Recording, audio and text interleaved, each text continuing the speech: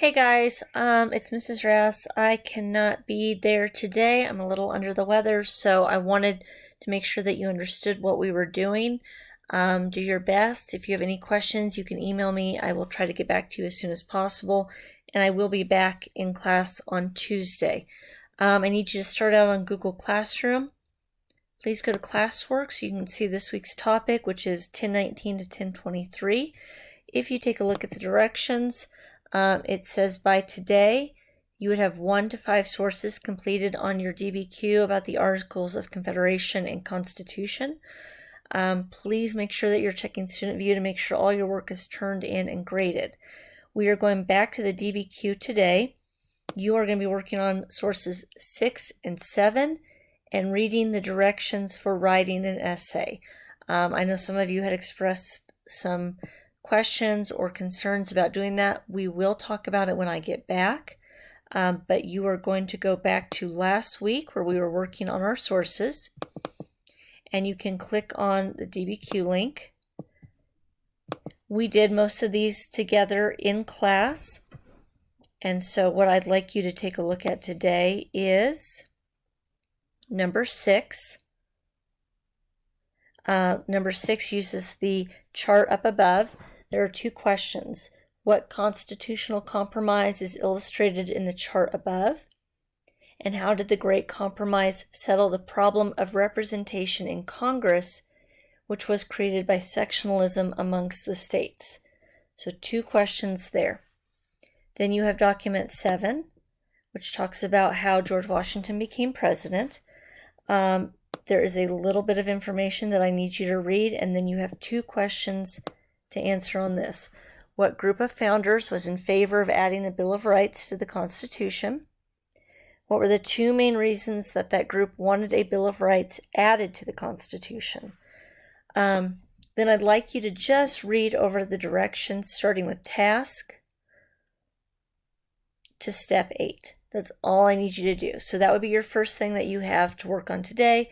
Sources 6 and 7, read the directions. When we go back to our topics for the current week, if you take a look at this, the second step that you're going to need to do is you're going to open up a Padlet for your hour only. Take 2 to 3 minutes to respond to the questions. So if you take a look at the Padlet, your hour 2, there is a question, who were Lewis and Clark? What do you know about the Louisiana Purchase? You will click on the pink icon button that allows a post-it to come up. You write your response. I know they were explorers. And then if you click off of the post-it, it will save. Okay? Please only get on your hour's Padlet and write your response. When you're done, you're going to be doing some information just to get some prior knowledge down about Lewis and Clark. So what you're going to do is go to the Google Forms. You're going to sign in with your first and last name. That is required. There are some videos that you're going to be reading or watching. So the first one, you've got 4 questions over it. You'll hit next.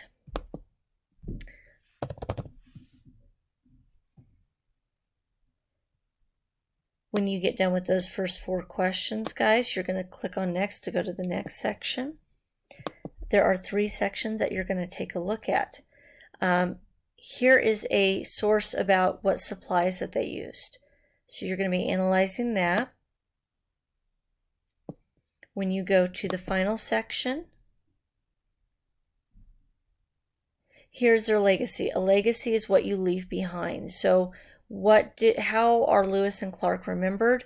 What did they do for our country? And so if you take a look at that, it asks you 2 questions, and then these videos are just kind of for fun. Take a look at them. There's nothing that you need to do with it, but they're funny.